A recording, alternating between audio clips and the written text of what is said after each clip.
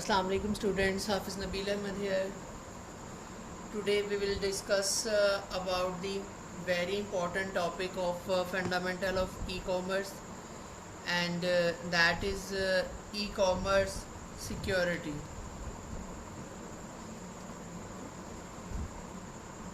E-commerce security is very common and very popular terminology nowadays. First of all, we would discuss the online security issues overview. In the early days of the internet, people are worried about their security of electronic mail. Then they are worried about the web shopping and financial transaction. A common worry of web shopper is that their credit card number might be stolen as they travel across the internet. Although online wiretapping does occur, it is far more likely that a credit card number will be stolen from a computer on which it is stored after being transmitted over the internet. Recent surveys shows that more than half of all internet users have at least some concern about the security of their credit card numbers in the electronic commerce transaction.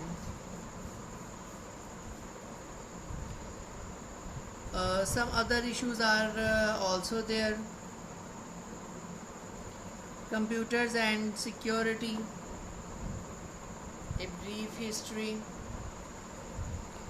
When business began using computer more than 50 years ago, security was accomplished by using physical control over access to the computers, alarm doors and windows, guards, security badges to admit people to sensitive area, and surveillance cameras were the tool used to secure computers. Back then, interaction between people and computers were limited to the terminal of large mainframe computers. The terminals had no internal processing or data storage capabilities. There were no other connections to computers, and there were very few network of computer. Computer security meant dealing with the few people who had access to terminal or physical access to the computer room. New security tools and methods have evolved and are used today to protect computers and the electronic assets they store. The transmission of valuable information such as electronic receipts, purchase order, payment order, and order confirmation has drastically increased the need for security and new automatic method to deal with security threats. Computer security and risk management. Computer security is the protection of assets from unauthorized access, use, alteration, or destruction. There are two general types of security: physical and logical. Physical security include tangible protection devices such as alarm, guards, fireproof doors, security fences, safe, vaults, bomb-proof building. Protection of asset using non-physical mean is called logical security. Any act or object that poses a danger to computer asset is known as a threat.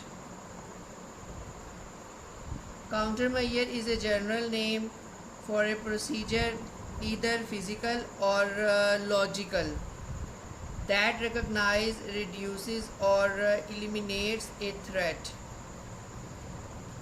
The extent and expense of Countermeasures can vary depending on the importance of the asset at risk.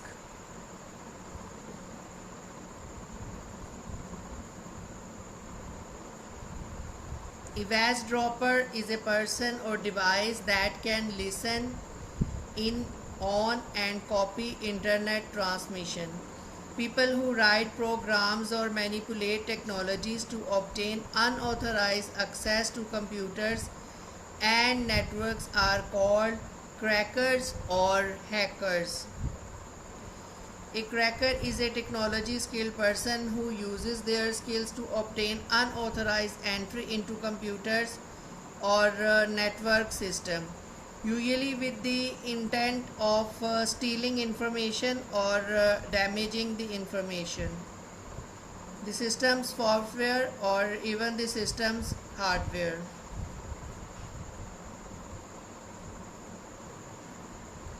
Some IT people also use the term white hat hackers and black hat hackers to make the distinction between good hackers and bad hackers. Elements of computer security. Computer security is generally considered to include three main elements: secrecy, integrity, and necessity. Secrecy refers to protecting against unauthorized data disclosure and ensuring the unauthorized access of the data source. Integrity refers to preventing unauthorized data modification. Necessity refers to preventing data delays or denials. Secrecy is the best known of the computer security element.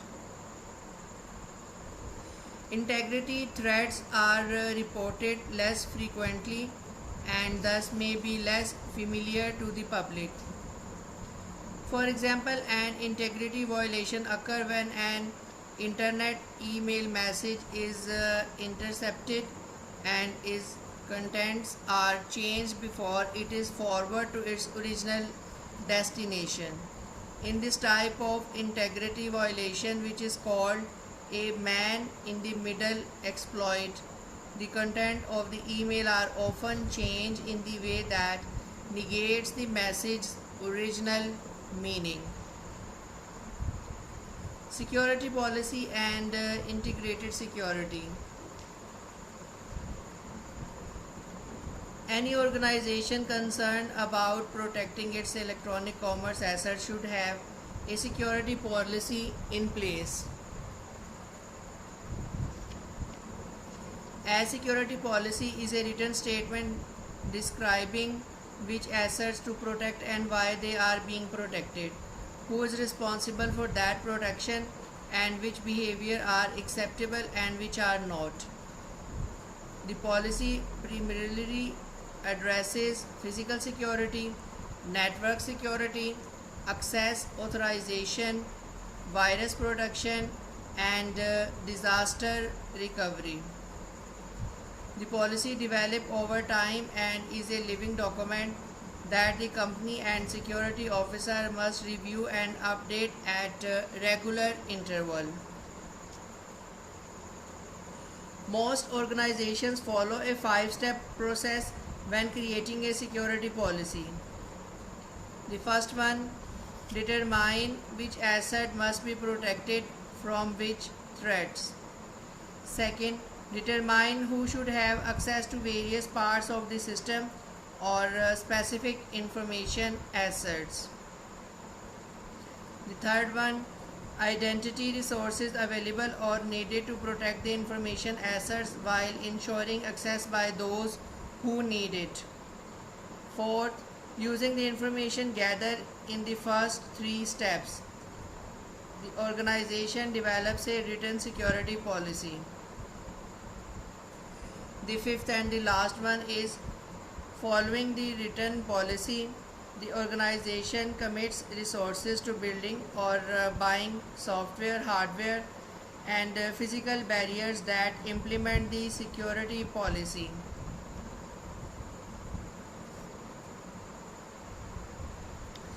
A security policy covers many security concerns that must be addressed by a comprehensive and integrated security plan. Specific elements of a security policy address the following points: authentication, access control, secrecy, data integrity, and audit.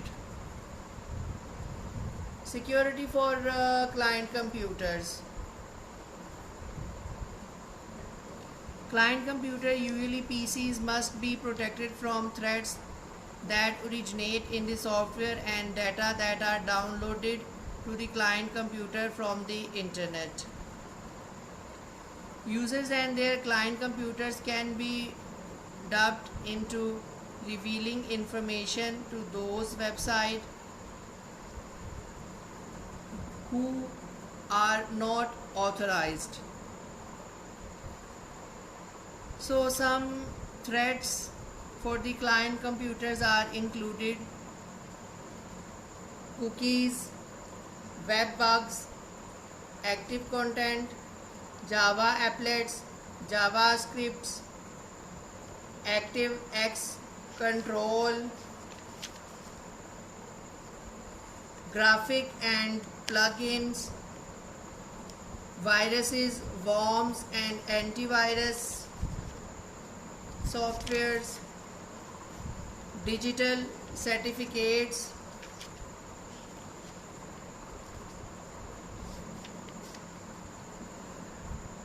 steganography, and physical security for clients. The first one is cookies. The internet provides a type of connection between web clients and servers called a stateless connection. In a stateless connection, each transmission of information is independent. That is no continuous connection, also called an open session, is maintained between any client and server on the internet. Cookies are small text files that web servers place on web client computers to identify returning visitors. Cookies also allow web servers to maintain continuing open sessions with web clients.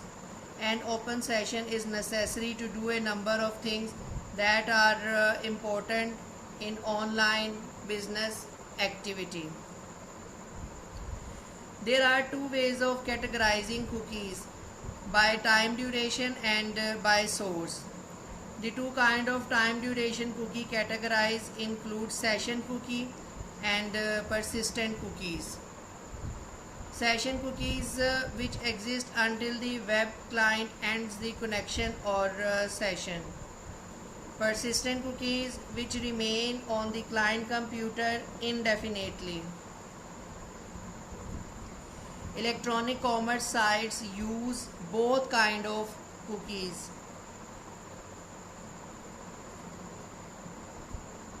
Another way of categorizing cookie is by their source. Cookies can be placed on the client computer by the web server site, in which case they are called first party cookies, or they can be placed by a different website, in which case they are called third party cookies. Web bugs. Some advertisers send images that are included on web pages but are too small to be visible.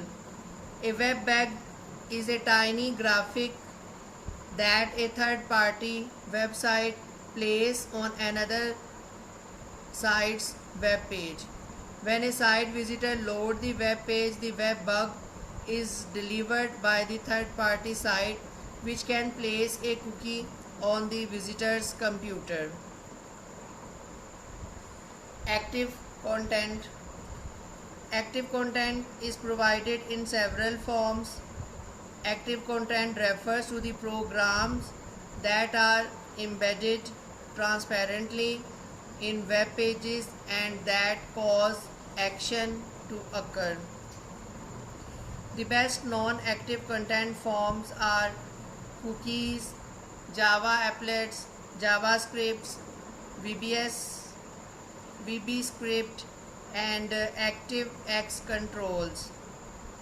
Other ways to provide web active content include graphics, web browser plugins, and email attachments. JavaScript and VB scripts are scripting languages. They provide scripts or commands that are executed. An applet is a small application program. Applets typically run within the web browser. Active content is launched in a web browser automatically when that browser loads a web page containing active content.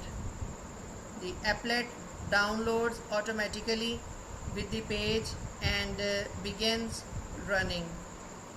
Some browsers include tools that can limit the action taken by the JavaScript applets. A Trojan horse is a program hidden inside another program or web page that makes its true purpose. The Trojan horse could snoop around a client computer and send back private information to a cooperating web server, a secrecy violation. The program could alter or erase information on a client computer, an integrity violation. A zombie is a Trojan horse that secretly take over another computer for the purpose of launching attacks on other computers. Zombies are equally threatening. The computers running the zombie are also sometimes called zombies. When a Trojan horse or other type of virus has taken over a large number of computers, then thus made them into zombies, the person who planted the virus can take control of all the computer and form a botnet, short for robotic network, also called a zombie form, that can act as an attacking unit, sending spam or launching denial of service attack against specific websites. Java applets.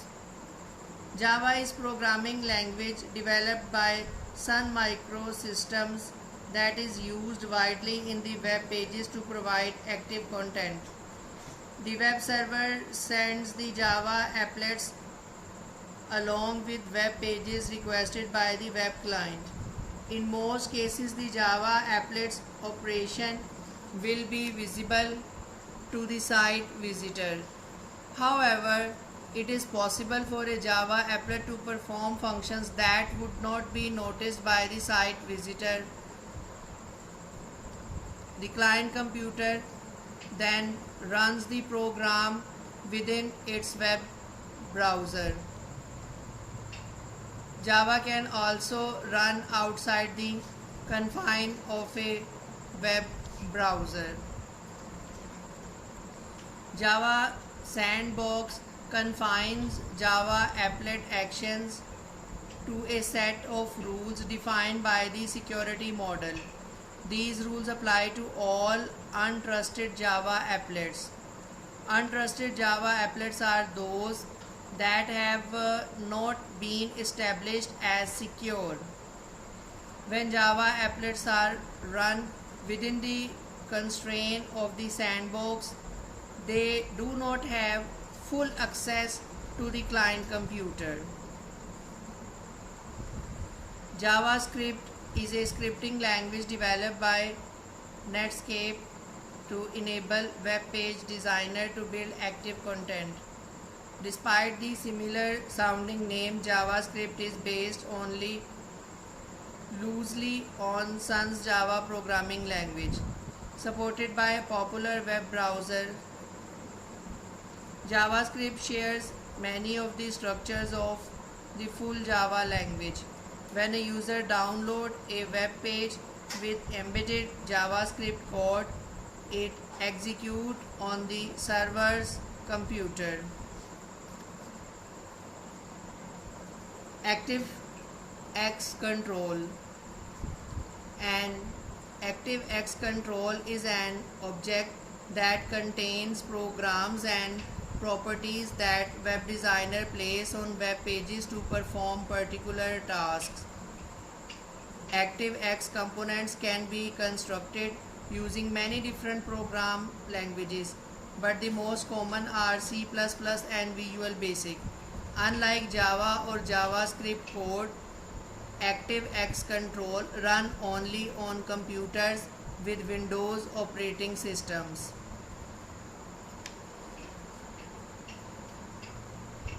Other include graphic and plugins, viruses, worms, and antivirus softwares, digital certificates, steganography, and physical security for clients. Graphics and plugins. Graphic browser plugin and email attachments can harbor executable content. Some graphic file formats have been designed specifically to contain instruction on how to render a graph. That means that any web page containing such a graph could be a threat because the code embedded in the graphic could cause harm to a client computer. Similarly, browser plugins, which are programs that enhance the capabilities of browsers, handle web content that a web browser cannot handle. Plugins are normally beneficial and perform tasks for a browser, such as playing audio clips, displaying movies, or animating graphics. Viruses, worms, and antivirus software. A virus is a software that attaches itself to another program and can cause damage when the host program is activated. A worm is a type of virus that replicates itself on the computers that it infects. Worms can spread quickly through the internet. A macrovirus is a type of virus that is coded as a small program called a macro and is embedded in a file.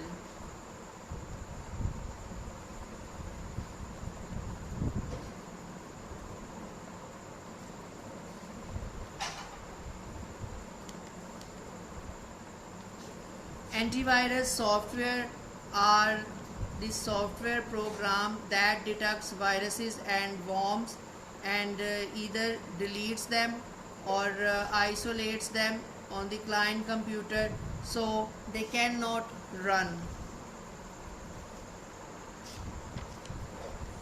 Digital certificate. A digital certificate or digital ID is an attachment to an email message or a program embedded in a web page that verifies the sender or website is who or what is claimed to be. One way to control threats from active content is to use digital certificate. In addition, the digital certificate contains a mean to send an encrypted message encoded so other cannot read it to the entity that sent the original web page or email message. In the case of a downloaded program containing a digital certificate, the encrypted message identifies the software publisher and authenticates whether the certificate has expired or is still valid. The digital certificate is a design, signed message, or a code.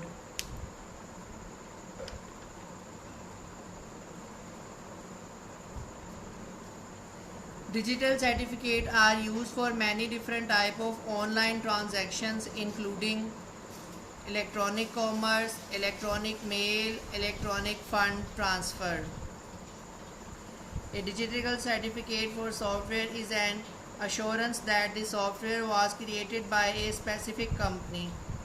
The certificate does not attest to the quality of the software, just to the identity of a company that published it. Digital certificates are issued by a certification authority. A certification authority can issue digital certificate to the organization or individual. A digital certificate includes 6 main elements, and that would be: certificate honors identity information such as name, organization, address, and so on. Certificate honors public encryption key.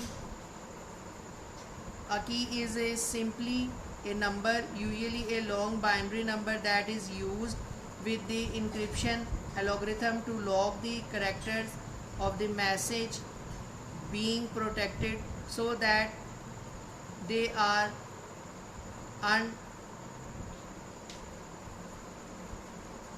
undecipherable without the key. The third one is dates between which the certificate is valid. The fourth one is serial number of the certificate. Fifth one is the number of the certificate issuer, and the last one is digital signature of the certificate issuer. In 2008, the higher standards for verification led to the establishment of stricter criteria and an assurance of consistent application of verification procedure.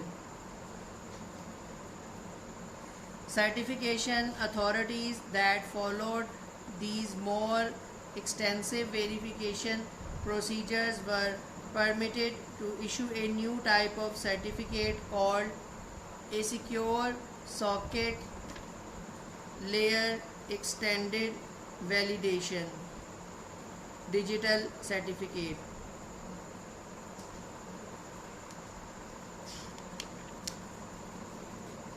Steganography. The term steganography describes the process of hiding information within another piece of information. This information can be used for malicious purposes. Frequently, computer files contain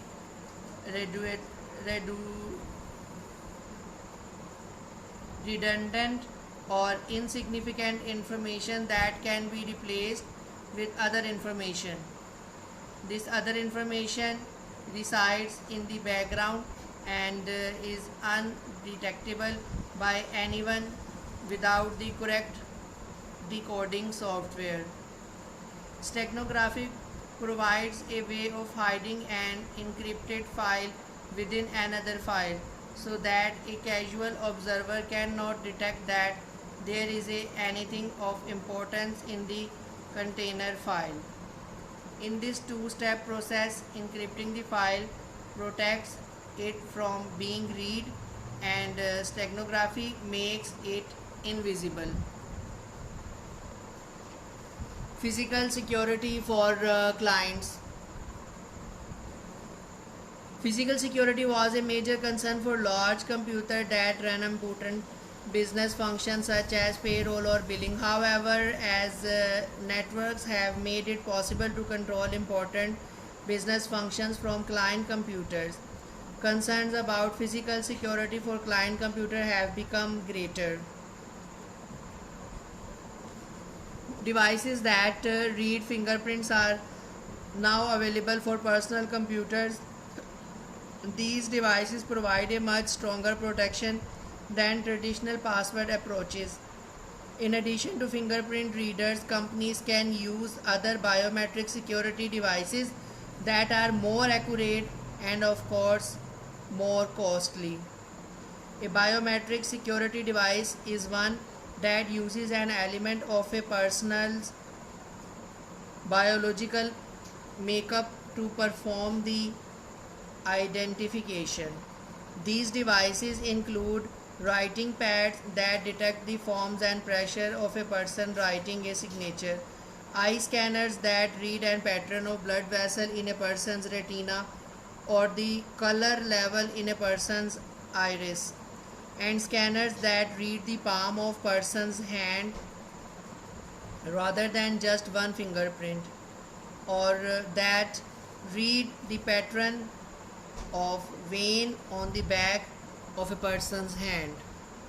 Thank you very much. End of today's lecture.